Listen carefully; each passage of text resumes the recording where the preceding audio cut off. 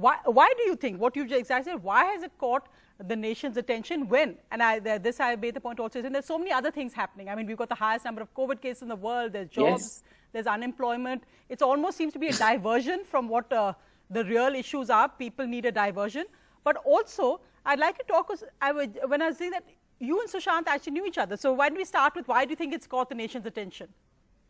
Yeah, there's several reasons for it. And, and a writer's job is to capture the nation's pulse. And if you remember, you've been interviewing me for many years now. And I used to write love stories, like Two States and or friendships. And I moved to the murder mystery genre. And that's partly because we are living in times where people's attention spans are falling and people get very fascinated by a good murder mystery. I mean, it's just very good content. It is bizarre that this is happening in real life with Sushant. So firstly, it's like a news with a puzzle. So Sushant's case is not just news, it's news plus a puzzle that you almost seem like you will solve it. It's like that question you feel like, if only I knew 3 or 4 more facts, I will solve this.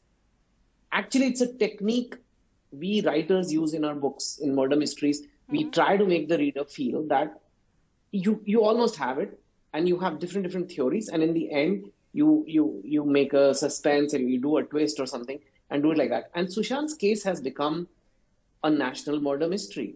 And I think one is just the stickiness of the puzzle nature of it. Second is Sushant's profile. He's coming from Patna, his personality, very much reflecting the average Indian. Some but people even... The difference I'd want to say, Chetan, and again, I've watched the media coverage, and I have to say that I do think, and I'm not pointing at any particular thing, but I think it's actually been appalling because it's different when it's fiction. But these are real people with real lives. Real lives. And when it started, you thought this could be a conversation on mental health because it was about a death by suicide, you initially thought, and it's become about so many other things, almost the worst Indian stereotypes, the Vish Kanya, the question that did he get along with his family, who did what with the family. We should talk about it's the worst stereotypes we're catering to. Yes, and we should talk about the mental health and how mental health is important, but I also want to talk about how misunderstood it is and how people are misunderstanding it on both sides, either over-emphasizing it or under-emphasizing it. But we'll come to that. But the first thing you said, this is real.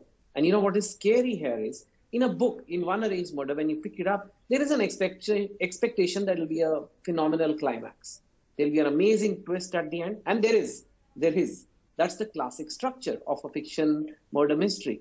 And unfortunately, because it's a real situation, there may not be a thundering climax.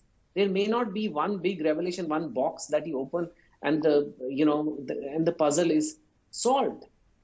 And that is going to disappoint people so much that they won't believe it, that it wasn't as complicated as people thought it out to be. There wasn't some major conspiracy involving chief minister's children and all those things. There may not be all that.